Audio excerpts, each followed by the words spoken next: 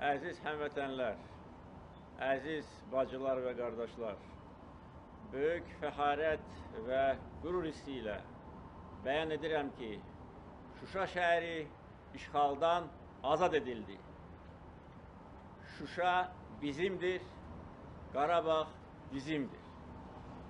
Bu münasibətlə bütün Azərbaycan xalqını ürəkdən təbrik edirəm. Bütün Şuşalıları ürəkdən təbrik edirəm. 28 il yarım işğal altında olan Şuşa azad edildi. Şuşa indi azaddır. Biz Şuşaya qayıtmışıq. Biz bu tarixi qələbəni döyüş meydanında qazandıq. 8 noyabr 2020-ci il Azərbaycan tarixində əbədi qalacaq. Bu tarix əbədi yaşayacaq. Bu bizim şanlı qələbəmizin, zəfərimizin günüdür. Və bu qələbəni biz döyüş meydanında qazandıq. Danışıqlar masası arxasında yox.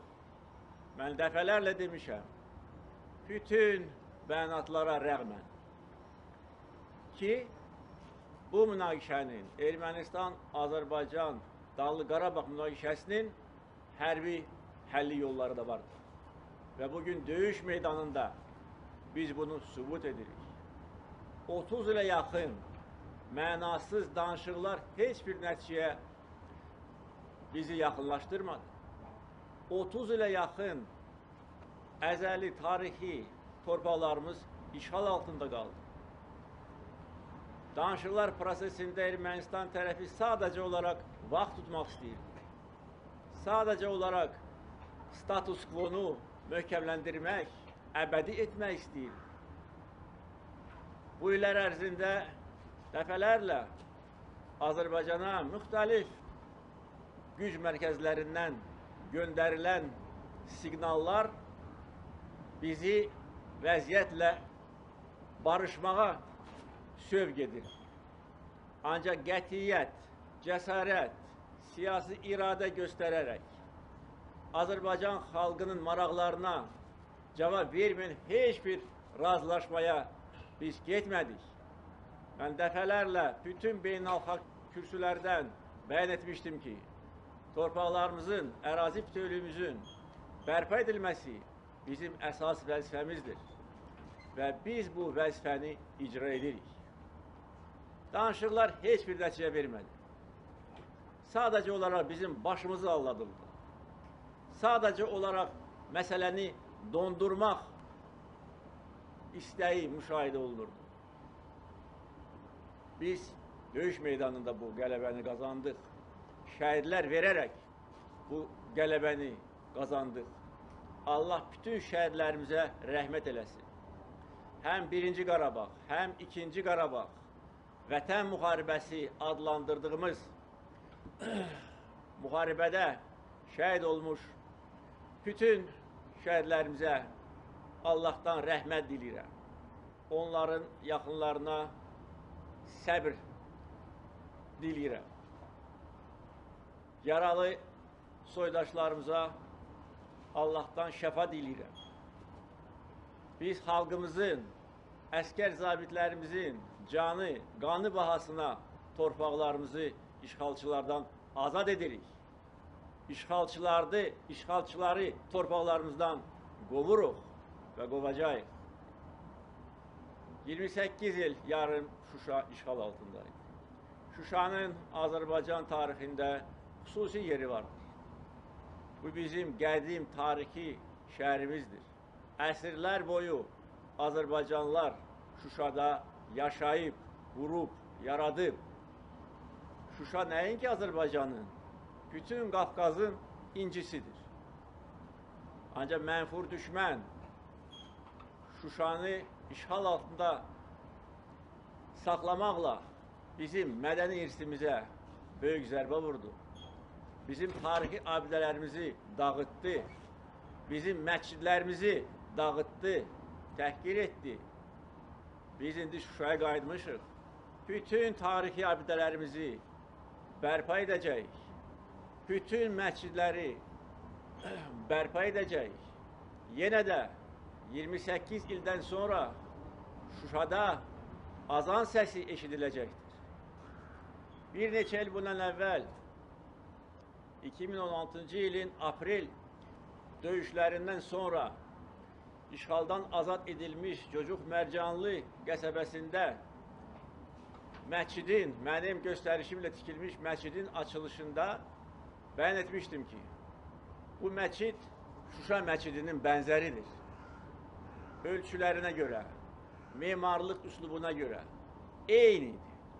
Və demişdim ki, gün gələcək, biz Şuşa şəhərində erməni vandalları tərəfindən dağıdılmış məscidlərimizi bərpa edəcək və bu gün gəlir. Bugün Azərbaycan bayrağı Şuşada dalğalanır. Bugün bütün Azərbaycan xalqı qürur hissi ilə bu xoş xəbəri qarşılayır. Biz güc toplayırdıq. Məqsəd yönlü şəkildə, yorulmadan, bütün təzyiqlərə baxmayaraq güc toplayırdıq və toplamışıq. İqtisadi güc. Əgər iqtisadi gücümüz olmasaydı, bu qələbəni əldə etmək mümkün olmazdı. İlk növbədə iqtisadi müstəqillik təmin edilməli idi və təmin edildi. Və bugün Azərbaycan iqtisadi cəhətdən heç kimdən asılı deyil. Heç bir ölkədən asılı deyil. Heç bir beynəlxalq maliyyə qurumundan asılı deyil. Müstəqilik. Və bu bizə imkan verdi ki, ölkəmizi inkişaf etdirək. Eyni zamanda ordumuzu gücləndirək. Biz ordumuz üçün lazım olan bütün hərbi texnikanı, silahları xarici bazarlardan alırıq. Əgər bizim iqtisadi imkanlarımız olmasaydı, necə biz bunları əldə edə bilərdik? Biz ölkə daxilində uğurlu siyasət apararaq, ölkəmizdə dünya üçün hesab edirəm ki, çox unikal inkişaf modelini yaratdıq. Daxildəki həmrəylik, milli birlik, vahid amal uğrunda bizim birləşməyimiz bizə əlavə güc verdi. İmkan vermədi ki, bəzi mənfur xarici idarələr öz çirkin planlarını Azərbaycanda keçirsinlər. Halbuki belə planlar var idi, belə cəhdlər var idi. Biz bu cəhdləri dəf elədik. Siyasi iradə göstərərək, birlik göstərərək, xalq olaraq, millət olaraq öz qürurumuzu müdafiə etdik. Öz müstəqil seçimimizi müdafiə etdik.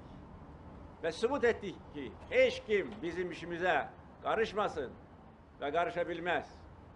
Əgər bu birlik olmasaydı, milli həmrəylik olmasaydı, heç vaxt biz torpaqlarımızı işğalçılardan azad edə bilməzdik. Və bizə qarşı bu illər ərzində aparılan qara PR kampaniyası, qara yaxma, şərböhtən kampaniyasının da əsas məqsədi o idi ki, bizi əsas bizim vəzifəmizdən uzaqlaşdırsınlar ki, biz uzaqlaşaq, daxili problemlər içində boğulaq və işğal edilmiş torpaqlar əbədi işğalçıların əlində qalsın. Güclü siyasi iradə, xalq iqtidar birliyi bu planları da alt-üst etdi. Üçüncü qələbəmizin əsas amili beynəlxalq səviyyədəki uğurlarımızdır. Biz bütün dünyaya sübut etdik ki, Qarabağ əzəli Azərbaycan torpağıdır. Sübut etdik ki, əsrlər boyu Azərbaycan xalqı bu torpaqlarda yaşayıb. Sübut etdik ki, erməni əhalisi bu torpaqlara 200 il bundan əvvəl köçürülübdür. Necə köçürülübdür? Hansı məqsədlərlə köçürülübdür? Hamısını biz dünya ictimaiyyətində təqdim etdik. Sübutlarla, faktlarla. Biz sübut etdik ki, Dağlıq Qarabağ tarixi əzəli Azərbaycan torpağıdır və beynəlxalq hüquq norma və prinsipləri əsasında bu məsələ öz həllini tapmalıdır. Bütün aparıcı dünya təşkilatları, bütün beynəlxalq təşkilatlar Ermənistan, Azərbaycan, Dağlıq Qarabağ münaqişəsi ilə ədalətli qətnamələr qəbul edir, qərarlar qəbul edir. BMT Təhlükəsizlik Şurasının 4 qətnaməsi, BMT Baş Assambleyasının qətnamələri, Qoşulmama Hərəkatının qətnamələri, İslam Əməkdaşlıq Təşkilatının qətnamələri, Avropa Parlamentinin qətnamələri və digər beynəlxalq təşkilatların qərar qətnamələri bir mənalı şəkildə Dağlıq Qarabağı Azərbaycanın ayrılmaz hissəsi kimi tanıdı. Bu bizə əlavə güc verdi. Əgər biz bunu etməsəydik, bugün münaqişənin ətrafında cərəyan edən proseslər bizə böyük problemlər yarada bilər. Biz bu illər ərzində bir çox ölkələrlə səmimi, işgüzar, qarşılıqlı, hörmət əsasında münasibətlər qura bildik. Bir çox ölkələr Azərbaycanı strateji tərəfdaş hesab edir. Və artıq bu ifadə beynəlxalq sənədlərdə öz əksini tapır. Biz bütün qonşu ölkələrlə səmimi, dostluq əsasında münasibətlər qura bildik. Qarşılıqlı hörmət, qarşılıqlı inam əsasında. Əgər bunu biz etməsəydik, bugün münaqişənin ətrafında tam başqa proseslər gedə bilərdi. Bizim əsas problemlərimiz Şuşa işğal altına düşəndə həm o idi ki, ordumuz yox idi. Rəhbərlik öz vəzifə borcunu yerinə yetirə bilmirdi. Və beynəlxalq müstəvidə Azərbaycan demək olar ki, bütün ölkələrlə münasibətləri gərginləşdirmişdir. Biz demək olar ki, təcrid edilmiş vəziyyətdəydik. Ancaq bugün Ermənistanı biz təcrid edilmiş vəziyyətə saldıq. Bizim transmilli layihələrimiz tamamilə regionda yeni mənzərə yarattı. Biz regionun enerji xəritəsini, nəqliyyat xəritəsini yenidən tərtib etdik. Bizim təşəbbüsümüzlə reallaşan layihələr təkcə bizim xalqımızın maraqlarını təmin etmir. Bir çox ölkələrin maraqlarını təmin edir. O cümlədən region ölkələrinin.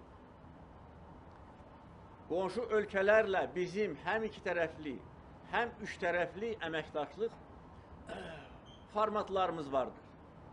Bütün bunlar Azərbaycanın beynəlxalq nüfuzunu böyük dərəcədə gücləndirdi. Əgər bu nailiyyətlər olmasaydı, problem dondurulmuş vəziyyətdə qala bilərdi. Və nəhayət və ilk növbədə ordu quruculuğu. Ordu quruculuğu dəfələrlə bu 17 il ərzində mənim işimin əsas hissəsi ordu quruculuğuna həsr edilmişdir. Ki biz necə ordumuzu gücləndirək? Ordumuzu ən müasir silahlarla təciz etək. O da asan məsələ deyildi. O silahları almaq üçün təkcə maddi vəsait kifayət etmir. Eyni zamanda diplomatik, siyasi səylər göstərilməlidir. Və biz buna da nail olduq. Və bugün Azərbaycan bir çox ölkələrdən öz hərbi təchizatını təmin edir. Eyni zamanda mənim təşəbbüsümlə Azərbaycanda müdafiə sənayesi yaradıldı. Biz ordumuzun tələbatını böyük dərəcədə daxili istehsal hesabına təmin edirik. Azərbaycanda 1000-dən çox adda hərbi təyinatlı məhsul istehsal edilir. O cümlədən ən müasir məhsullar. Budur bizim fəaliyyətimiz.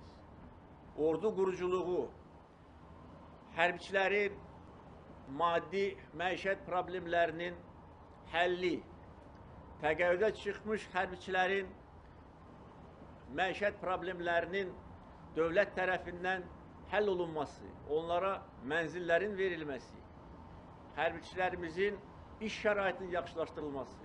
Biz demək olar ki, bütün hərbi şəhərçilərimizi, hərbi bazalarımızı yenidən qurduq. Və onlar ən yüksək standartlara cavab verir.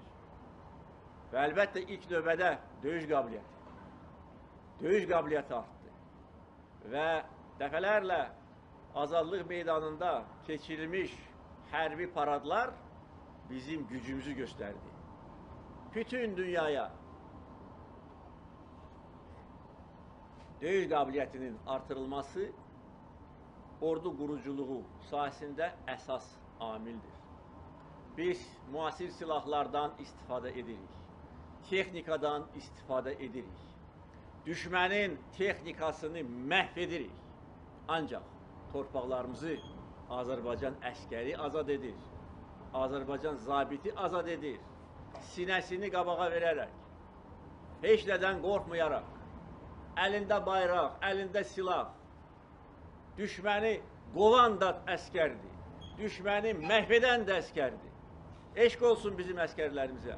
Bax, belə ordu yaratmışıq biz.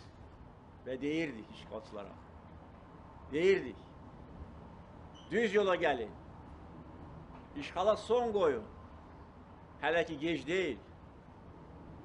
Ona görə bizim bütün dövrlərdəki siyasətimiz birmənalı olub. Demişik ki, əgər məsələ sülh yolu ilə öz həll tapmasa, hərbi yolla məsələni həll edəcək. Dəfələrlə mən bunu demişəm. Buna görə də tənqid olunmuşam bəzi ölkələr tərəfindən. Bəs mən deyirəm ki, bəs bizim torpaqlarımız məyər hərbi yolla zəbt edilməyibmi? Ermənistan bizim torpaqlarımızı sülh yolu ilə mi zəbt edib? Hər bir ölkənin özünün müdafiə hüququ var. Bu hüququ bizə BMT nizamnaməsi verir. Və mən demişdim, əgər görsəm ki, danışıqlar artıq tamamilə səmərəsizdir, bizim başqa yolumuz qalmayacaq. Bunu hamı bilsin. Düşmən, onun havadarları və bu məsələ ilə məşğul olan vasitəçilər həmişə sözümdə durmuşam. Azərbaycan xalqına nə demişəmsə, onu da eləmişəm. Bu məsələdə sözümdə durdum və artıq biz qələbəni qeyd edirik.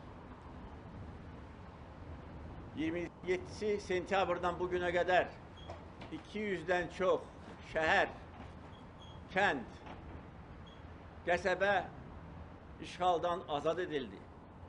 O cümlədən Füzuli şəhəri tamamilə darmadağın edilmiş.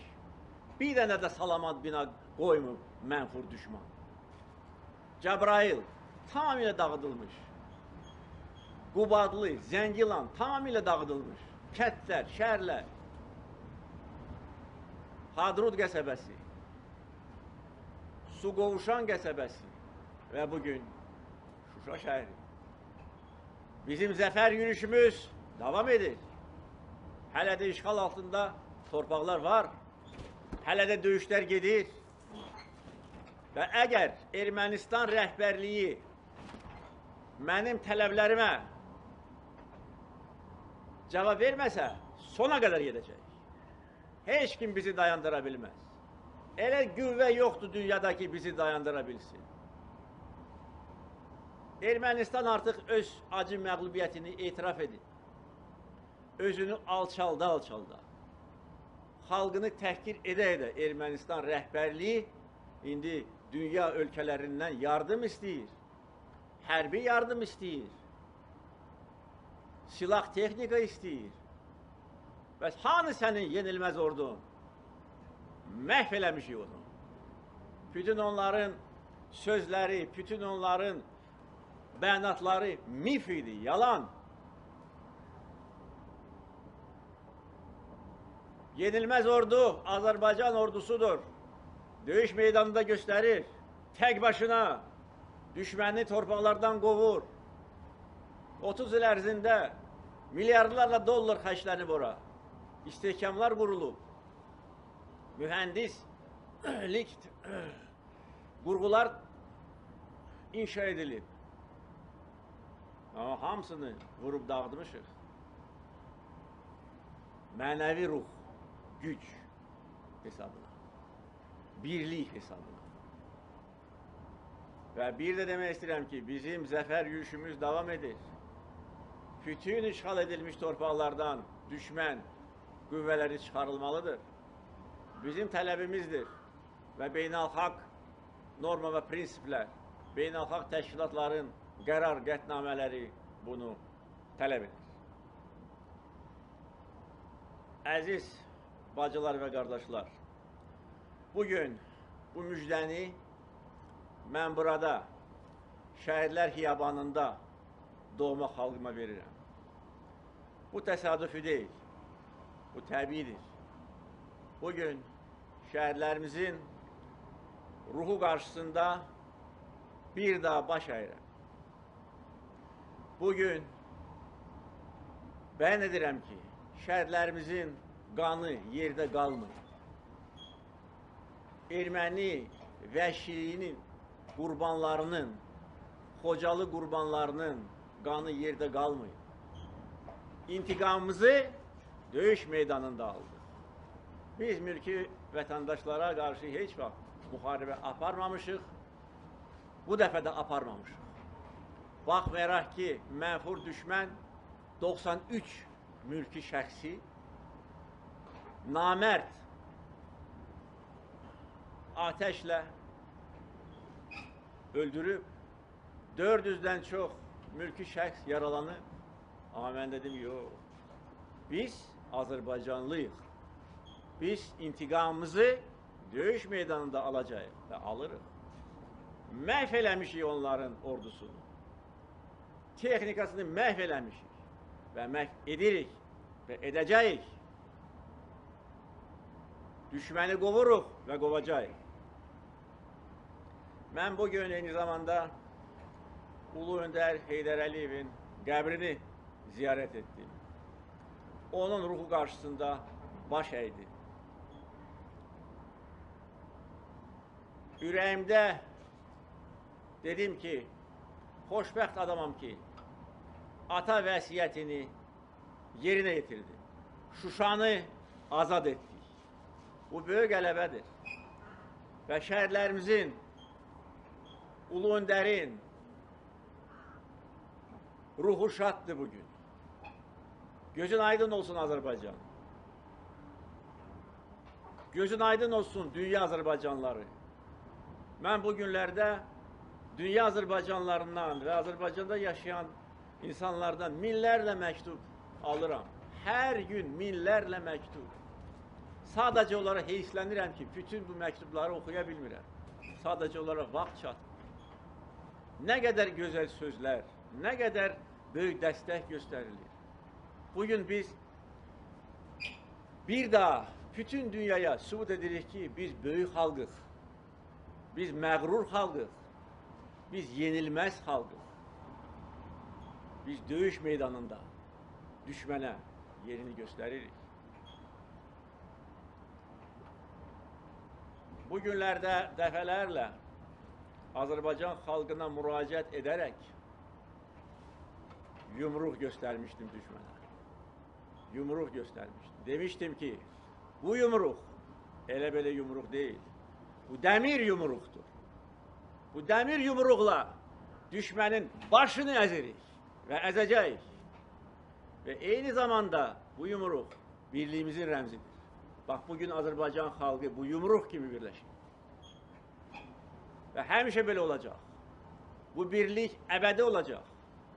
Bu birlik bizə gələcəkdə də bütün vəzifələri icra etmək üçün imkan yaradacaq. Mən bütün bu illər ərzində, 17 il ərzində Azərbaycan xalqının dəstəyini hiss etmişəm, görmüşəm. İnamını, mənə olan xoş münasibətini görmüşəm. Bu mənə güc verir. Bu mənim siyasətim üçün əvəz olunmaz dəstəkdir. Və həmişə Azərbaycan xalqını əmin edirdim ki, mən vətənə, doğma xalqıma ləyaqətlə, sədaqətlə xidmət edəcəm. Şadam ki, sözümdə durmuşam, həmişə olduğu kimi sözümə sadiq olmuşam. Və bu tarixi bir gündə Azərbaycan xalqına bu müjdəni vermək mənim həyatımda bəlkə də ən xoşbəxt günlərindən biridir. Əziz Şuşa, sən azadsan. Əziz Şuşa, biz qayıtmışıq. Əziz Şuşa, biz səni dirçəldəcəyik. Şuşa bizimdir.